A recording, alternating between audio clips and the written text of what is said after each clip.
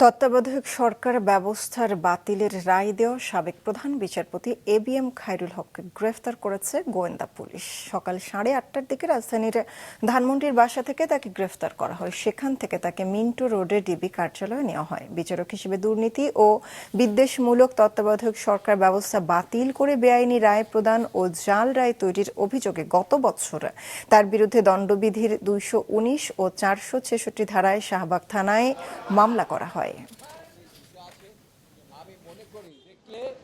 অবশ্যই খায়রুল হকের কারণে একটি নির্বাচন সুষ্ঠু হয় নাই। এই খায়রুল হকের কারণে আয়নাঘর হয়েছে, হাজার হাজার মায়ের কোল খালি হয়েছে, লক্ষ লক্ষ অবৈধ মামলা হয়েছে। এতদিন গ্রেপ্তার করে নাই, কিন্তু আজকে যে গ্রেপ্তার করেছে এজন্য বর্তমান সরকার প্রধানকে ধন্যবাদ জানাবো।